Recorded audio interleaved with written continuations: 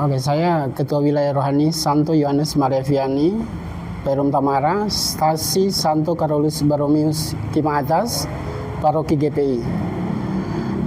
Saya dididik secara Katolik dari kecil, kemudian menikah juga dengan istri Katolik juga, jadi sama-sama Katolik. Anak 2, dan kebetulan 3 tahun lalu istri sudah dipanggil mendahului saya. Saya pindah ke Mapanget Barat sekitar tahun 1996 dan bermukim di Mapanget Barat, kebetulan di perumahan BTN Nusantara Permai. Saat itu gabung dengan wilayah rohani Santo Antonius Padua. Awal-awal pindah memang tidak aktif karena masih bingung mau gereja, mau beribadah kemana. Nah, ketika sudah bergabung, mulai berkenalan dengan umat di Santo Antonius Padua, pada pemilihan mereka memilih saya sebagai pengurus kebetulan. Itulah awal saya bergabung dengan Stasi Mapanget Barat, khususnya wilayah rohani Santo Antonius Padua. Kemudian di periode berikutnya, kebetulan saya dipilih jadi Ketua Wilayah Rohani. Sebelumnya jadi Wakil Ketua, kemudian Ketua 2 periode. Dari Stasi Mapanget Barat, kebetulan ada rezeki, kebetulan pindah ke Perum Tamara. Pindah ke Perum Tamara, kembali menjadi umat biasa setelah melepaskan posisi sebagai Ketua Wilayah Santo Antonius Padua. Dan pada awal 2025, saya ditunjuk oleh Pastor Paroki, Pastor Franciscus Runtu, untuk menjalankan posisi sebagai Ketua Wilayah Santo Yohanes Maria Vianney. Jujur sebenarnya waktu awal-awal penunjukan itu ada bingung, takut, gugup. Di samping rasa gugup dan rasa tidak dipilih langsung begitu, tapi saya yakin juga sih sebenarnya mungkin pastor punya alasan khusus kenapa menunjuk saya. Mungkin dari catatan saya sebelumnya pernah mungkin jadi ketua wilayah, mungkin itu yang masukan-masukan juga dari umat, ketua stasi, itu juga mungkin yang membuat pastor menunjuk saya. Saya berterima kasih juga untuk Pastor Paroki. Kebetulan karena posisi saya sebagai seorang pengajar yang pergi pagi dan pulangnya sore menjelang malam, tentu ada yang harus saya lakukan untuk membagi waktu. Ya terus terang seringkali ada beberapa kegiatan yang tidak bisa saya ikuti sehubungan dengan pekerjaan saya. Dan kalau kebetulan memang ada waktu, saya akan ikuti. Ya perjuangan untuk membagi waktu itu ya cukup ribet juga, karena ada rasa tidak enak juga kalau tidak mengikuti kegiatan-kegiatan yang dilakukan paroki, terutama sebagai ketua wilayah. Tapi sesuai arahan pastor paroki, pastor rekan, pastor memberikan arahan, kalau tidak sempat kan bisa didelegasikan ke wakil, sekretaris, atau bendahara. Di situ saya rasa lega juga sih. Oh berarti tidak apa-apa lah kalau karena pekerjaan saya tidak bisa ikut. Tentu banyak tantangan yang terus terang yang saya hadapi ketika ada jadwal-jadwal yang bentrok. Misalnya ketika saya ada di jam kerja, dan ada undangan juga dari paroki untuk mengikuti rapat di saat saya ada di jam kerja. Kebetulan saya mengajar di SDN 11 Manado di Jalan Sarapung, dan jaraknya cukup jauh dari tempat tinggal. Jadi kadang dilema juga.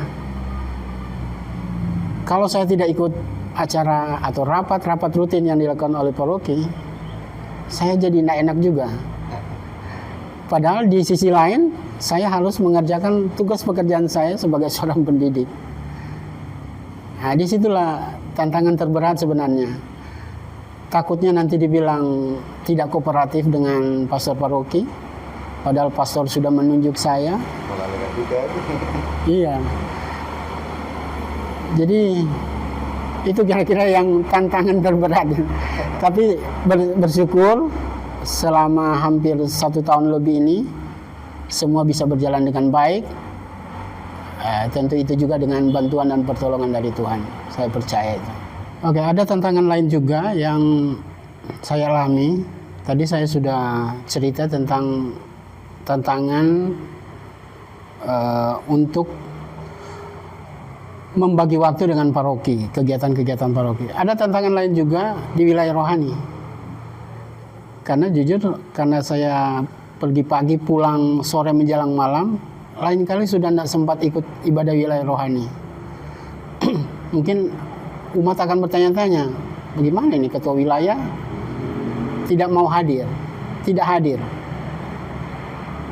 Cuma saya berprinsip, ya mereka tidak tahu apa yang saya lakukan, apa yang saya sedang kerjakan sesuai dengan profesi saya. Ya. Tapi Tuhan tahu apa yang saya kerjakan. Biarlah nanti umat tahu sendirilah. Karena jadi yang pasti bukan disengaja itu kalau seandainya saya tidak hadir dalam ibadah wilayah rohani, karena ada sesuatu lain hal yang pasti tidak perlu saya sampaikan kepada umat. Tapi karena ini pelayanan, ya sedapat mungkin saya akan berusaha untuk hadir walaupun terlambat, sudah di tengah-tengah ibadah, saya akan berusaha hadir.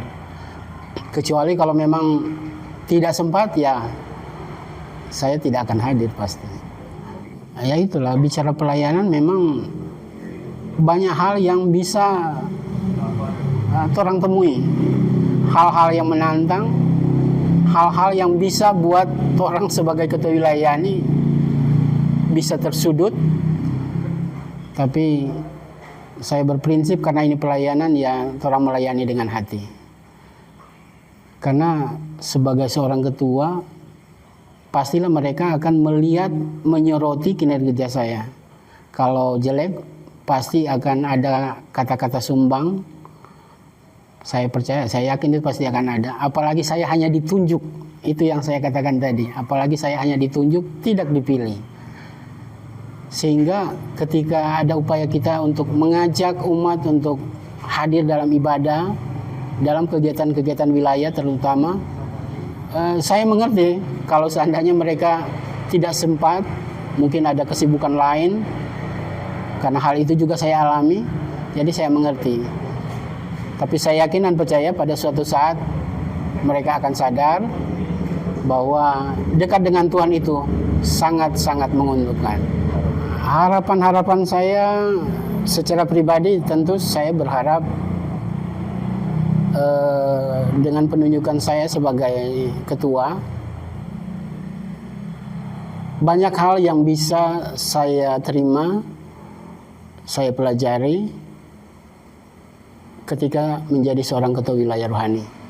Seperti pengalaman saya waktu di Stasi Mapanget Barat, Santo Antonius Padua. Perbedaan antara ketika kita belum melayani dengan sepenuhnya, dengan terlibat sepenuhnya sebagai ketua wilayah rohani, sangat jelas perbedaannya dalam kehidupan sehari-hari. Ada kalanya ketika kita sudah tahu, sudah tidak tahu mau berbuat apa, sudah pikir tidak ada jalan lagi, tapi tiba-tiba pertolongan itu tetap ada di saat dan waktu yang tepat. Jadi harapan saya ke depan, jika nanti saya sudah tidak dipercaya lagi, saya berharap tetap bisa melayani Tuhan, melayani gereja dengan talenta yang Tuhan sudah kasih sama saya. Dan Tuhan tetap memberikan kekuatan sama saya sehingga posisi yang sudah dipercayakan oleh pastor, oleh Tuhan kepada saya, bisa saya selesaikan dengan baik. Itu harapan terbaik saya. Harapan sebagai ketua wilayah rohani, tentu saya ingin wilayah rohani Santo Yohanes Mareviani itu semakin erat hubungan kekeluargaannya, hubungan persatuan dan kesatuan.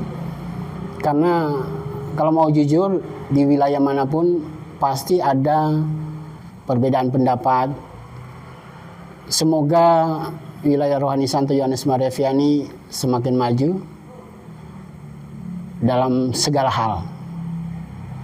Untuk stasi, saya berharap juga dengan pimpinan stasi yang baru ini, Bapak Eusebius Kelodo, semoga stasi kami ini semakin baik lagi, karena kebetulan saat ini sedang ada juga pengerjaan tambahan untuk stasi.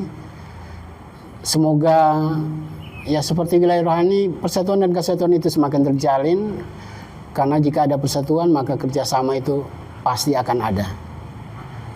Untuk paroki, semoga paroki ini akan menjadi panutan untuk paroki-paroki lain di Keuskupan Manado, karena saya lihat pastor paroki Pastor Franciscus di mata saya seorang yang hebat. Gaya kepemimpinannya hebat menurut saya, dan pendekatannya ke umat juga hebat buat saya. Semoga semakin berjaya ke depan.